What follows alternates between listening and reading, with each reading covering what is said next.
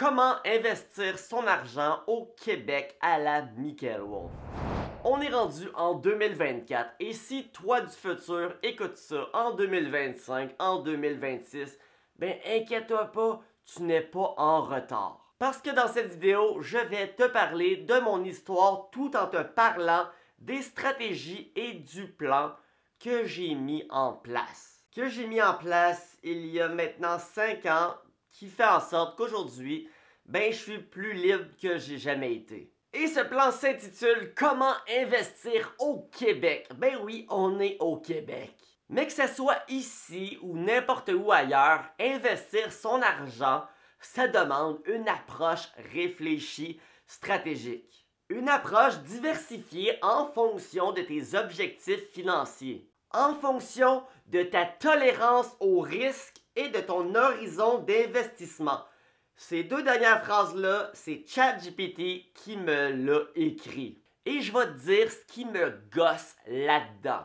On parle souvent du profil investisseur de la personne. Ça dépend de ton profil. C'est pas tout le monde qui est pareil. De la tolérance au risque. Mais pour moi, ça fait pas vraiment de sens. Prenons une personne qui a une tolérance au risque immense, là, qui met vraiment toute sa vie sur un gros gamble, puis lui, ça ne dérange aucunement. Tu sais, mettre toute ta vie sur le rouge au casino, là, même si tu as une super grande tolérance au risque, même si ça te dérange pas, ça change pas que c'est une très mauvaise idée. C'est un move stupide. Quand on parle d'investissement, on parle de mathématiques, on parle de logique, on parle de données empiriques. On parle de science, on parle de probabilité. Il n'y a pas de place à « Ah, lui, il a un profil investisseur qui aime pas tant ça, les... » Non! On va mettre tout notre argent dans un certificat de placement garanti à 2%, même pas combattre l'inflation. C'est un mauvais move. Même si c'est la seule tolérance au risque que tu es capable d'avoir, ben si tu veux bien investir ton argent, il faut que tu comprennes que ça, c'est pas un bon move. C'est pas un move smart. Ça pourrait être un bon move. Par contre, c'est démontré qu'avec un petit peu plus de risque, tu peux aller chercher 5-6 fois plus par année. La vie, c'est une suite d'actions qu'on prend. Même quand on s'en rend pas compte, on fait des actions sans arrêt. Puis chacune de ces actions comporte des risques réfléchis. Et même, souvent, en fait, la plupart de nos actions sont même pas réfléchies, on pense. Mais les actions qui sont pas réfléchies, c'est parce que c'est des actions que tu as tellement fait souvent qu'au final, tu as réfléchi plein de fois puis qu'aujourd'hui, ben, c'est rendu une action tout à fait normale. Dans la vie, il faut prendre des risques réfléchis. Tu prends-tu ton auto? Tu prends-tu, même si tu conduis pas, t'embarques des fois dans une voiture, tu sors de chez vous. C'est tous des risques que tu prends. Là. Tu peux faire un accident, tu peux te faire frapper. Il y a plein de mauvaises choses qui peuvent t'arriver. Mais je suis persuadé que tu le sais, qu'il y a un risque de mourir quand tu prends ta voiture. Mais tu le sais très bien que, ben, sur le long terme, les chances que ça arrive sont faibles, puis ça t'apporte tellement que ça serait stupide de ne pas le faire. Donc, tu as grandi des risques. Tu as grandi, tu as une mentalité plus loin que de simplement savoir qu'est-ce qui pourrait arriver. Il y a 3 types d'investisseurs. 3 groupes, on va dire.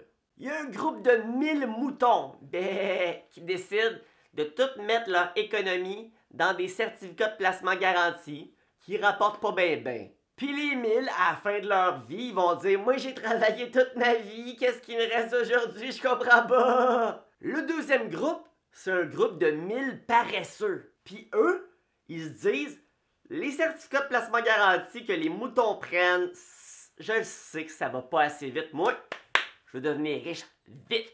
Alors, je prends toutes mes économies et je les investis dans des actions super risquées. Dans une nouvelle crypto que tout le monde dit que ça va devenir, ça va me rendre riche. » Et finalement, il y a 995 de ces paresseux qui perdent toutes leurs économies puis qui disent par la suite investir, c'est de la merde. Ah oui, il y a aussi 5 des paresseux qui ont réussi à faire fructifier leur argent, faire des x10, x100, il y en a même probablement un ou deux qui a même atteint le million en prenant des risques stupides. Ben oui. Puis ces paresseux-là vont même penser par la suite que c'est des génies. Et il y a le troisième groupe, le groupe de 1000 loups, même le groupe de 10 000 loups, puis tant qu'à dire 10 000, le groupe de 100 000 loups, qui décide de choisir la stratégie qui va faire en sorte qu'à la fin, la plupart de la meute va régner au top. La plupart de la meute va réussir à atteindre le million. Alors eux, les loups, ils décident d'investir sur le long terme, de risquer plus que les moutons, mais pas mal moins que les paresseux, de viser le juste milieu, qui tolère les risques stratégiques. Et à la fin, dans le futur, sur 100 000 loups, il y a 99 000 de ces loups qui atteignent le million. Et oui, il y a peut-être 1% de la meute qui va s'être sacrifié. Mais dans la vie, il faut apprendre à risquer intelligemment. Le plus grand risque, c'est d'en prendre aucun. Et le deuxième plus grand, c'est de toutes les prendre. Ça prend un juste milieu. Fin 2018, début 2019, c'est là que je décide de prendre mon argent, mes finances en main. J'étais fauché à l'université en train de compléter mon bac en psychologie et j'avais développé le trouble panique avec agoraphobie. Ça, c'est un signe que la vie t'envoie pour te dire que t'es pas dans le bon chemin. Mais bon, 2018, immense incendie, mon condo brûle en entier, je perds tout. Et loin de croire au destin, tout de même quand la vie m'envoie des signes, ben, faut pas me tordre le bras non plus pour que je les écoute. J'ai donc décidé de lâcher complètement l'université. Je reçois l'argent des assurances de mon condo et de mes biens. Et non, j'ai pas fait un gros coup de cash, là. Non, j'ai juste eu l'argent que j'avais mis sur mon hypothèque de condo. Et l'argent de mes avoirs, bien évidemment. Je me prends un appartement à 750 $ par mois et je rachète tout usagé. Je commence à étudier la bourse, les différents types de véhicules de placement. Je commence à regarder l'immobilier. Je commence à étudier tout simplement l'art de l'argent. Ça faisait longtemps que je voulais investir mon argent à la bourse, mais j'avais toujours eu peur. Je savais pas dans quoi. J'investis-tu dans l'or, dans l'argent? J'investis-tu dans la crypto? Il y a le bitcoin qu'on me parle? Je sais pas. Ça m'angoissait. Parce que même si je sais que moi, j'ai une tolérance au risque forte, quand on parle de tolérance au risque, on parle du cœur.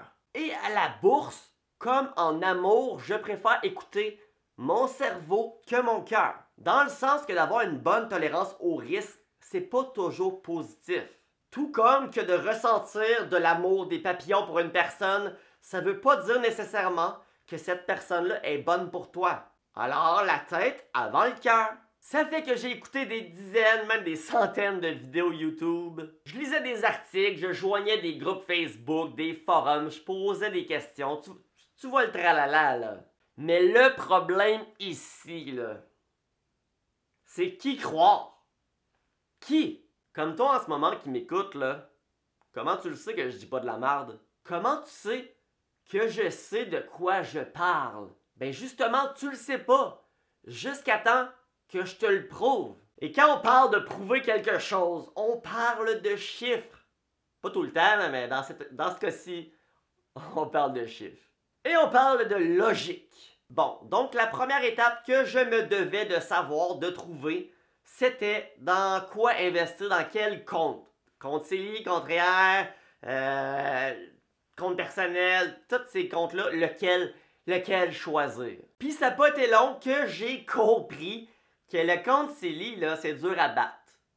Le compte CELI, je me suis dirigé direct vers lui. Note ça sur un petit papier, là.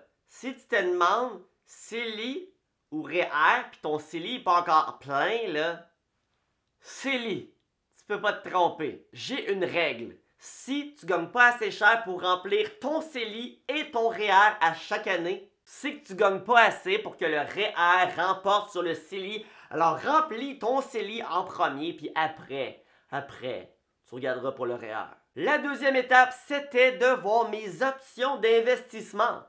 J'investis dans quoi? Et qu'est-ce que je peux mettre dans un compte CELI? Parce que moi, j'ai tout le temps entendu dire du monde, le CELI, ça rapporte pas, c'est genre 1%, 2%, mais le monde, là, ils parlent et ils ne savent pas. Quand le monde te dit qu'un CELI, c'est pas payant, que c'est 1%, 2%, c'est pas d'un CELI qui te parle. C'est d'un certificat de placement garanti que le monde décide de mettre dans leur CELI. Puis en passant, le monde pense souvent ça à tort parce que c'est ça que les banques leur proposent de faire avec leur CELI. Ah, on pourrait mettre de l'argent dans ton CELI, t'as un certificat de placement garanti, ça va faire un beau petit 2% par année, c'est malade. Ben, dans un CELI, si tu le savais pas, tu mets ce que tu veux, des actions, des fonds négociés en bourse, tu mets ce que tu veux. Bon, tout de suite, je savais que l'option du CPG, certificat de placement garanti, ça c'était un gros non merci. Par la suite, j'ai vu qu'il y avait l'option de tout simplement investir dans des actions individuelles. Acheter du McDo, du Coca-Cola, acheter du Bombardier. Investir dans des banques comme la banque de Nova Scotia. Mais, action individuelle, j'étais pas trop convaincu. Et c'est là que j'ai entendu parler pour la première fois des fonds négociés en bourse. Waouh, malade! Une seule action que je peux acheter qui contient plein d'actions individuelles. Une espèce de panier d'épicerie avec toutes les sortes de légumes, toutes les sortes de fruits, de viande, toutes les bonnes choses, mais en un seul. Malade. Le S&P 500. J'avais déjà entendu parler, mais je savais pas c'était quoi. Ça mange quoi en hiver, ça? Je savais pas. Et le S&P 500 revenait pratiquement partout sur toutes les vidéos YouTube de finance que j'écoutais. S&P 500, S&P 500, S&P 500. Puis quand tout le monde dit la même chose, là, des fois, pas toujours, mais des fois, c'est une information assez véritable. Même Warren Buffett, le plus grand investisseur de tous les temps, en parlait. Ben oui, Warren Buffett recommandait à 99%, 99%, c'est beaucoup, des gens de simplement investir dans le S&P 500 pour ne pas se casser le basic. Puis moi, j'avais envie justement de ne pas me casser le basic. Mais là, en même temps, je me suis dit, s'il recommande ça à 99% des gens, qu'on se casse pas le basic, ça ne doit pas faire des résultats ben majestueux. Parce que si ça serait aussi facile, tout le monde le ferait, n'est-ce pas? Mais non! Dans la vie, il y a plein de choses super faciles que les gens ne font pas. Ça veut pas dire que c'est pas bon. Ça veut juste dire que ces choses-là, bien qu'elles sont faciles, ils demandent souvent de la discipline et un minimum d'effort que les gens ne sont pas prêts à faire. Le pourcentage moyen de profit du S&P 500 dans les 40 dernières années, 10% de moyenne. C'est genre 5 voire 6 fois plus que les certificats de placement garanti. OK? Ça semblait être trop beau pour être vrai. Parce que tu sais, pourquoi on n'en parlait pas plus? Pourquoi le commun des mortels ne savait pas toutes ces informations? Simplement parce qu'il y a très peu de gens qui se situent au milieu. Il y a beaucoup de moutons, on prend aucun risque. Puis il y a beaucoup de paresseux, on prend beaucoup trop de risques. Il y a très peu de gens qui sont prêts à comprendre que la vie, c'est un marathon et non une course. Et investir dans le S&P 500, c'était le choix de devenir millionnaire, à condition d'être patient et discipliné. Mais de toutes les données que je voyais, ça restait de loin la meilleure option. Puisque selon les probabilités, ma meute de 100 000 loups devenait pour la plupart millionnaire. Et c'est ça que je veux. Puis quand je prends l'exemple d'une probabilité de 100 000 loups, là, je parle pas de moi et nécessairement de tout le monde qui m'écoute sur YouTube. Je parle pas de ça. Moi, je parle de prendre une stratégie que je sais que je pourrais reproduire et reproduire et reproduire et à chaque fois, pour la plupart des fois, avoir des bons résultats. Alors j'ai commencé à investir dans l'action canadien VFV qui représente le S&P 500. Des milliers de dollars et à chaque fois que je pouvais, ben j'en rajoutais. Puis par la suite, j'ai découvert un autre indice boursier très similaire au S&P 500, donc un panier d'épicerie d'actions, mais cette fois-ci, un panier qui est plus risqué que le S&P 500. C'est le panier, le Nasdaq 100. Et j'ai remarqué que depuis les années 2000, le Nasdaq avait une moyenne de 16% par année. Et c'est là que ma tolérance au risque est venue me dire « Ok, le Nasdaq c'est plus risqué que le S&P, mais il y a 6% de plus depuis au-dessus de 20 ans. Alors, on va prendre le gamble, all-in ou presque tout dans le Nasdaq. » J'ai vendu la majorité de mes actions VFV et au lieu, j'ai acheté des actions de XQQ qui représentent le Nasdaq. Mais au final, ma stratégie était et est encore fort simple. Économiser le plus possible pour investir le maximum possible sur le S&P ou le Nasdaq. Mais entre-temps, j'avais toujours mon appartement qui me coûtait 750$ par mois. Puis j'avais réfléchi, puis je me disais, si je pourrais m'acheter un duplex, que j'aurais un locataire, ça pourrait me coûter moins cher, puis même que ça me coûterait moins cher, mais au final, le bâtiment prendrait de la valeur, le bâtiment se paierait, donc ça serait une super bonne idée d'économiser un peu pour m'acheter ma propre demeure. Pour que j'arrête de donner 750$ à un propriétaire. Et je sais pas si t'es au courant, mais on a connu une pandémie mondiale. Ben oui, toi. Les prix de l'immobilier se sont mis à grimper pas mal en même temps que j'ai décidé que ça pourrait être une bonne idée que je m'achète de quoi. Mais je savais pas grand chose sur l'immobilier. Ben non. Par contre, ce que je sais, c'est comment apprendre des nouvelles choses et ce, avec efficacité et rapidité. Et c'est là que la troisième partie du plan est rentrée en jeu. Me débarrasser de mon appartement. Mais pas à n'importe quel prix, bien évidemment, là. Je me suis mis à faire des recherches et j'ai appris à calculer la rentabilité d'un immeuble. Pour savoir, est-ce que je paye trop cher ou si c'est vraiment... ça vaut vraiment la peine d'investir dans cet immeuble-là. Et malgré la hausse des prix des immeubles, les chiffres parlent. Et si les chiffres disent que jusqu'à un certain montant, ça vaut la peine d'investir, ben t'investis puis c'est tout, là. Dans le sens qu'il y ait eu une hausse ou non, si les chiffres disent go, ben go. Et l'avantage des immeubles qui ont grimpé, c'est qu'au moins eux, les taux d'hypothèque étaient réellement très très bas. Alors je me suis procuré un duplex que j'ai payé 30 000 de plus que ce que le proprio demandait parce que j'ai dû me battre en surenchère comme pas mal tous les immeubles dans, j'allais dire cette époque, ça fait 2 ans. Donc j'ai acheté mon duplex pour la modique somme de 180 000 $ et j'ai eu un taux d'hypothèque de 1,69% d'intérêt, ce qui est ridiculement bas. Et actuellement, ben moi j'habite en haut, c'est une maison 2 étages, j'habite le 2e étage et le rez-de-chaussée et j'ai des locataires au sous-sol. C'est un immeuble qui se paye pratiquement tout seul et qui prend de la valeur en continu. Puis le pire, c'est que j'ai 100 fois plus de place que dans mon appartement, mais ça me coûte moins cher. Oui, littéralement moins cher habiter ici. Et ça en incluant tous les coûts, là. Je suis pas en train de faire des oublis, non. J'ai inclus taxes municipales, scolaires, l'hydro, l'internet, la pelouse, l'hiver, la déneigeuse. J'ai inclus tout. Si je prends tout ça, là, puis j'enlève le loyer, ben moi, ça me coûte 6 000 par année habiter chez nous. 6 000. C'est genre 500$ par mois. Ce qui est pas mal mieux que le 750$ par mois de mon appartement. Puis dans ce 750$-là, j'incluais même pas l'Internet, Puis j'incluais même pas l'hydro, là. Non. Donc ceci, c'était la troisième partie de mon plan. Donc on est rendu à la quatrième partie. Ben la quatrième partie du plan pour moi, c'est tout simplement de continuer.